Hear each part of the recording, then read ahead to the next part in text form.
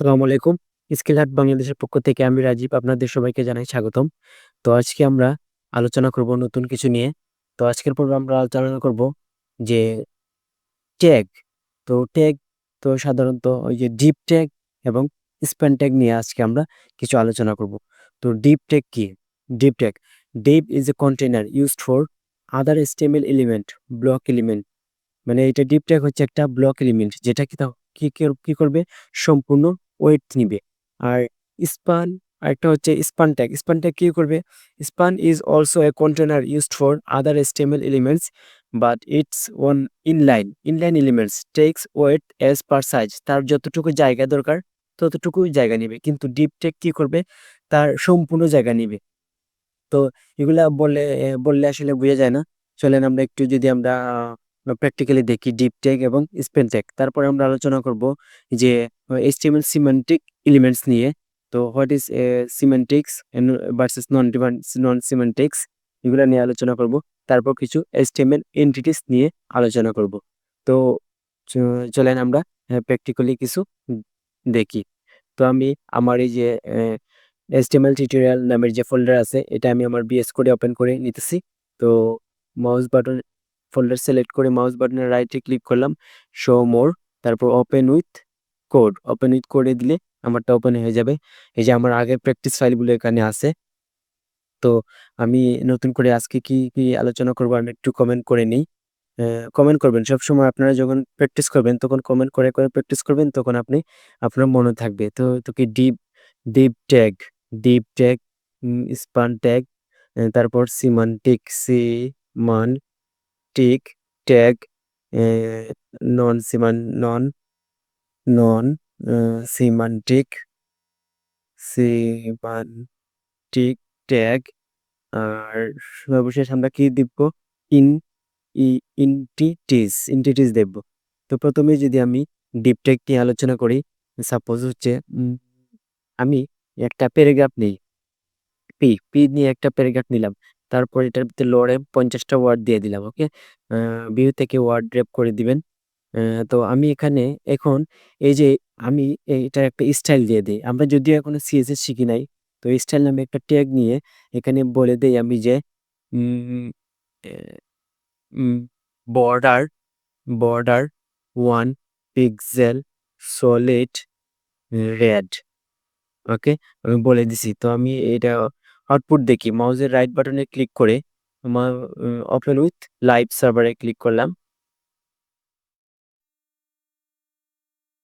এই যে আমার প্যারাগ্রাফ চলে আসছে এবং প্যাডিং চলে আসছে। তো এখন আমি ডিপ ট্যাগ, আমি কিছু আমি কিছু কম নেই। ওকে, আমি এই যে এই এতটুকু নেই। ওকে, এখন আমি এখানে একটা কি ইউজ করবো, একটা এই যে বর্ডার না ইউজ করে এখন আমি ইউজ করবো যে ব্যাকগ্রাউন্ড কালার আমি দিই এখন। সাপোজ আমি গ্রিন ইয়েলো দিই, ব্যাকগ্রাউন্ড কালার আমি গ্রিন ইয়েলো দিই, দেখি কি আসে আউটপুট। দেখেন, পি লেখা হইতেছে যে এখান থেকে লেখা হচ্ছে এতটুক, কিন্তু ও কালার নিতেছে কি সম্পূর্ণ। তাই এটাকে বলা হয় কি, যে ব্লক এলিমেন্ট, অর্থাৎ তার তার তার পাশে কেউ বসতে পারবে না, ও নিজেই কি সম্পূর্ণ ওয়েট দখল করে নিবে। তো আর এটা হচ্ছে ডিপ ট্যাগ। তার মধ্যে আরেকটা ডিপ ট্যাগ হচ্ছে H1 সবগুলোই কি এই এক একটা দিস ইজ মাই হেডিং। তো এইটার নিজে একটা কি ব্লক বা ডিপ ট্যাগ। তো এটার ভিতরে যদি আমি আবার স্টাইল দিয়ে ব্যাকগ্রাউন্ড কালার দেই যে এলাইস ব্লু, তো দেখবেন ও কি করবে, আহ, লেখা যদিও সম্পূর্ণ লাইন নেয় নাই, কিন্তু উম, এই যে দেখেন, কিন্তু ব্যাকগ্রাউন্ড নিয়ে নিচ্ছে সম্পূর্ণ। তো এখন যদি আমি পার্থক্যটা বুঝবেন, এখন যদি আমরা কিছু স্পান ট্যাগ দেখাই, সাপোজ স্পান নিজে একটা কি স্পান ট্যাগ। তো এখানে আমি দিয়ে দিই দিস মাই স্পান ট্যাগ। অর্থাৎ এই স্পান ট্যাগ লিখতে যতটুকু জায়গা লাগছে অতটুকুই কি এই জায়গা দখল করবে। তো আমি এখানে একটা দেই যে স্টাইল ব্যাকগ্রাউন্ড কালার, এইখানে আমি দিয়ে দিই যে ব্লু। ওকে, ব্লু দিয়ে দিই। তো দেখেন, এই যে this is my span tag. তার যতটুকু জায়গা প্রয়োজন হয়েছে ও ততটুকুই জায়গায় নিছে। ও কিন্তু সম্পূর্ণ জায়গা দখল করে নাই। সাপোজ ওর পাশে আপনি আরো কিছু লিখতে পারবেন। এখন যদি আপনি আরেকটা পি দিতে চান যে লরেম 10, লরেম উম লরেম 30, তো দেখি কি করে? পি যেহেতু ব্লক লেভেল তাই ও কি নিছে? নতুন লাইন থেকে শুরু হইছে। ওর আশেপাশে কেউ বসতে পারবে না। কিন্তু আপনি এই যে এই স্পান ট্যাগের আশেপাশে কিছু বসাইতে পারবেন। সাপোজ আমি এখানে একটা যদি কিছু স্পান ট্যাগ যদি আমরা বলি যে স্পান ট্যাগের মধ্যে এই যে কোড, তারপর যে ইমেজ ইনপুট, আমি সাপোজ একটা ইমেজ দেই এখন। যে স্পান ট্যাগের পর আমি স্পান ট্যাগ ক্লোজ, তারপর আমি একটা আইএমজি ফরওয়ার্ড স্ল্যাশ একটা ইমেজ দিয়ে দেই। এই বেসিক ফর্ম বা উম বেসিক ফর্ম HTML যে বার্গার এইটা দিয়ে দিই আমি। তারপর এখানে দিয়ে দেই যে আ একটা অবশ্যই অল্ট দেওয়ার চেষ্টা করবেন। এটা হচ্ছে SEO পারপাস এর জন্য। আ মাই ওয়েবসাইট রিলেটিভ নাম দেওয়ার চেষ্টা করবেন। তো এখন যদি আমি আউটপুটটা দেখি, আমার এই ইমেজটা অনেক বড়। আমি এটা হাইট ওয়েট একটু কন্ট্রোল করে দেই। তো এখানে কি করব আমি বলে দিব যে এ এইচ হাইট তুমি ১০০ ১০০ বা ১০০ পিক্সেল এবং ওয়েডথ হয়ে যাও তুমি ১০০ বা ওয়েডথ বাই ডিফল্ট দেখি ওয়েডথ বাই ডিফল্ট কত নেই। তো এই দেখেন ইমেজটা ছোট হয়ে যাওয়ার কথা। এই যে ইমেজটা ছোট হয়ে গেছে দেখেন। এই যে স্পান ট্যাগের পাশে কিন্তু ও বসছে। ও কিন্তু সম্পূর্ণ জায়গা দখল করে নেয়। অর্থাৎ স্পান ট্যাগের পাশে আপনি বিভিন্ন এলিমেন্ট বসাতে পারবেন। কিন্তু ডিপ ট্যাগের ক্ষেত্রে আপনি তার পাশে কোনো কিছু বসাতে পারবেন না। তো কয়েকটা জ ডিপ ট্যাগ এবং স্পান ট্যাগের মধ্যে যদি আমরা দেখি এই যে অ্যা ডিপ ট্যাগ হচ্ছে অ্যাড্রেস, আর্টিকেল, অ্যাসাইড, এগুলা হচ্ছে একেকটা যেন ডিপ কি একটা div tag. D D D DL, DT, field set, caption, figure, footer, form, এই যে heading, header, HR, LI, main, tab, এইগুলা সব একেকটা কি এই যে pre, section, table, foot, UL, তারপর হচ্ছে অডিও, ভিডিও, এগুলা সব কি ব্লক লেভেল অর্থাৎ ডিপ ট্যাগ, যাকে আমরা ব্লক এলিমেন্ট বলতে পারি। আরেকটা হচ্ছে স্পান ট্যাগ, যেটাকে আমরা ইনলাইন এলিমেন্টও বলতে পারি। যেমন কোড, তারপর হচ্ছে আই, তারপর হচ্ছে বিআর, তারপর ইনপুট। সবথেকে বেশি আমরা যেটা ইউজ করি, যে ২ টা ইউজ করি, এটা একটা হচ্ছে এবং আরেকটা হচ্ছে ইনপুট। এই ২ টা আমরা খুব বেশি ইউজ করে থাকি।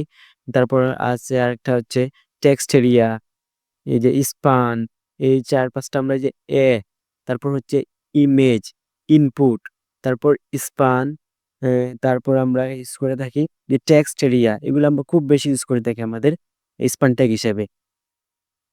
তো আশা করি স্পান ট্যাগ বা ইনলাইন এলিমেন্ট এবং ব্লক লেভেল এলিমেন্ট ২ টা জিনিস বুঝতে পেরেছেন। তারপর আমরা আজকে আলোচনা করব যে HTML সিমান্টিক এলিমেন্টস। তো হোয়াট ইজ সিমান্টিক এবং নন সিমান্টিক? তো সিমান্টিক অর্থাৎ নামের সাথে কাজের মিল থাকবে।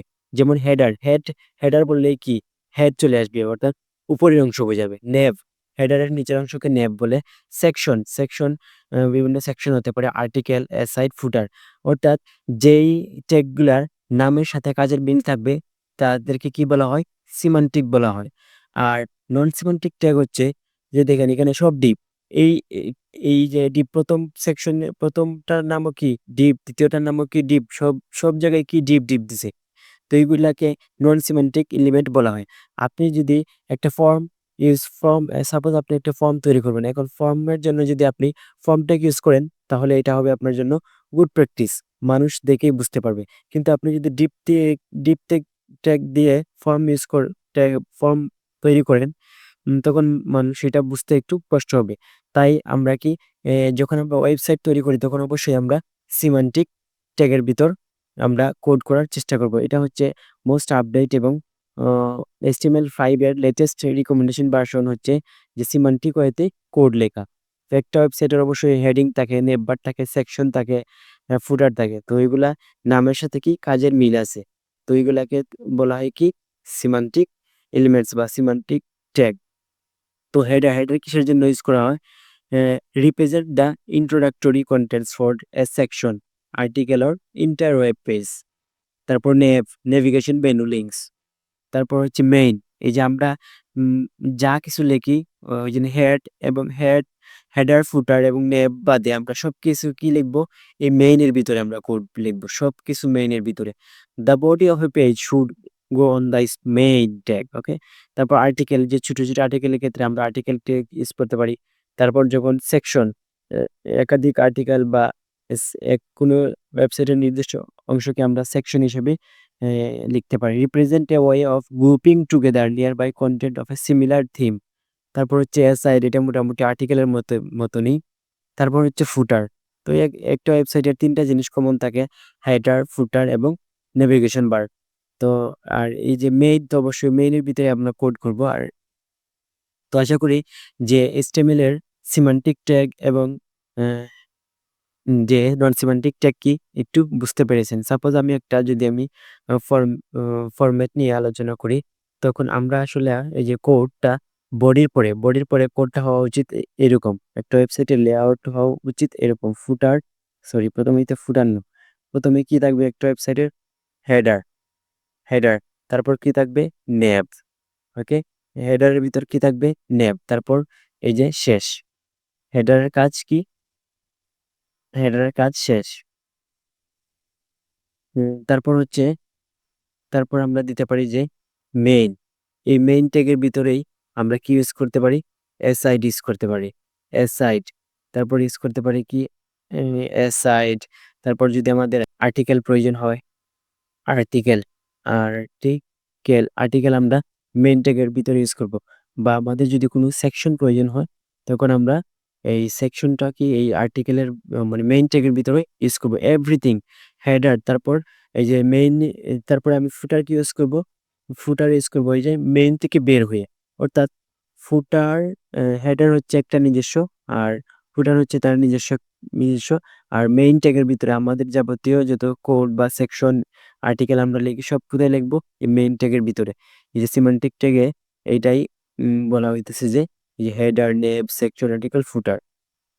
তারপর যদি আমরা এন্টিটিস এবং সিম্বল, সাপোজ এই যে আপনার একটা লেস দেন বা গ্রেটার দেন প্রয়োজন আ পড়তেছে। তখন আপনি কি কিবোর্ড থেকে যদি এই যে এলটি চাপেন, এলটি, এই যে লেস দেন, লেস এর এল এবং দেন এর টি, লেস দেন। তারপর গ্রেটার দেন, গ্রেটার এর জি এবং দেন এর টি, গ্রেটার দেন এবং অবশ্যই এম্পারস্যান্ড বা চিহ্ন যেটা আমরাকে বলে থাকি, এটা দিয়ে আপনি এগুলা দিবেন। সাপোজ আমি আমার একটা প্যারাগ্রাফ নিই আমি। বা H1, আমি একটা এ H1 নেই। তো H1 নিয়ে আমি এখানে দেই অ্যা রাজীব। আর যেটাই, এখন আমি চাইতেছি যে এখানে আমার একটা গ্রেটার দেন হোক। ওকে? তো আমি কি করব? কিবোর্ড থেকে দিয়ে কি দিব? এলটি, তারপর অবশ্যই একটা কি দিতে হবে? সেমিকোলন দিতে হবে। দেখেন এটার কালার চেঞ্জ হয়ে গেছে। তো আমি যদি ব্রাউজারে আউটপুট দেখি, দেখি কি আসে। এই যে দেখেন, আমি কিন্তু এই যে এটাকে লেস দেন বলা হয়। আমি কিন্তু লেস দেন দেই না। আমি কি লিখছি? And Alt. তো এগুলা হচ্ছে একেকটা এন্টিটিস, এগুলাকে বলা হয় এন্টিটিস বা সিম্বল। তারপর যদি আমি এম্পারস্যান্ড দিতে চাই, তারপর দিয়ে এএমপি দিব। তো আমি যদি দিয়ে এ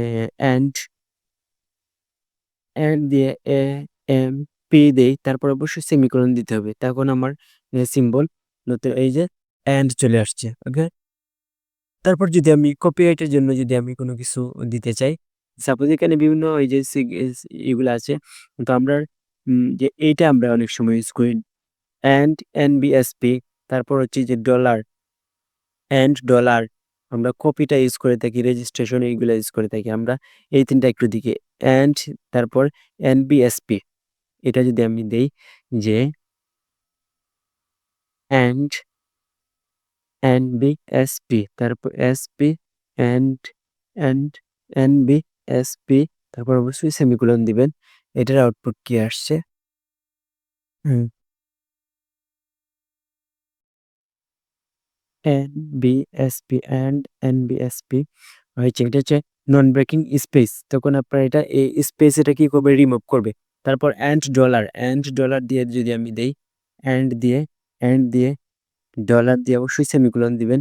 তখন এটার আউটপুট কি আসে? এই যে দেখেন ডলার চিহ্ন চলে আসছে। আপনার কিবোর্ড থেকে ডলার দেওয়ার প্রয়োজন পড়তেছে না। তারপরে আমরা বিভিন্ন ওয়েবসাইটে কপিরাইট দেখে থাকি যে অল রাইট রিজার্ভড, একটা পি দেই যে all right RIGHT right reserved, reserve, reserve, RESERVES,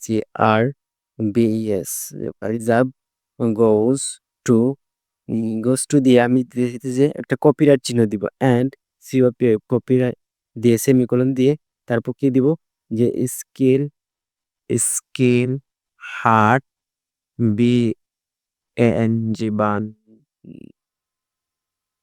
Bangla Bangladesh. তো আমরা দেখি এটার আউটপুট কি আসছে। এই যে দেখেন এখানে একটা কি চলে আসছে, কপিরাইট চিহ্ন চলে আসছে বা কপি। ওকে, তো আপনি এইগুলা বিভিন্ন এই যে এই এন্টিটিস গুলা ইউজ করে আপনি বিভিন্ন তারপর রেজ REG যদি আমরা দেই যে এখন আমি এখানেই দেই যে অ্যান্ড REG দিয়ে অবশ্যই সেমিকোলন দিবেন। তারপর এটা কি আসবে যে রেজিস্ট্রেশন, এই যে রেজিস্ট্রেশন চলে আসছে। তো এইগুলো হচ্ছে এই যে HTML এর বিভিন্ন entities, HTML entities and symbols. তো আশা করি এই সেকশনটা আপনারা এনজয় করেছেন এবং উপভোগ করেছেন। যদি কোনো কোয়েকশন বা প্রশ্ন থেকে থাকে তাহলে অবশ্যই আমার কাছে রিচ করার চেষ্টা করবেন এবং আমি আপনার সমস্যার সমাধান করে দেওয়ার চেষ্টা করব। তো ইস এ এই যে এই যে ডিপ টেক অর্থাৎ ব্লক লেভেল এলিমেন্ট এবং আরেকটা হচ্ছে ইনলাইন এলিমেন্ট, এই ২ টা খুবই গুরুত্বপূর্ণ। আমরা ওয়েবসাইটে মেক্সিমাম ক্ষেত্রে এগুলো ইউজ করে থাকি। তারপরে এই যে সিমান্টিক ট্যাগ, এটা খুবই গুরুত্বপূর্ণ। বর্তমানে আমরা সিমান্টিক ওয়েতে আমরা কোড করার চেষ্টা করি। সব সবাই এটা ফলো করে থাকে। তারপর হচ্ছে এই যে সিমান্টিক্স ট্যাগের বিভিন্ন এলিমেন্টের বিবরণ। আ তারপর হচ্ছে HTML এন্টিটিস এবং সিম্বল। তো আশা করি ভিডিওটা আপনারা আ লাইক করে এ এবং লাইক করবেন এবং বন্ধুদের সাথে শেয়ার করবেন। আর যেকোনো সমস্যার জন্য আমাদের সাথে যোগাযোগ করতে পারেন।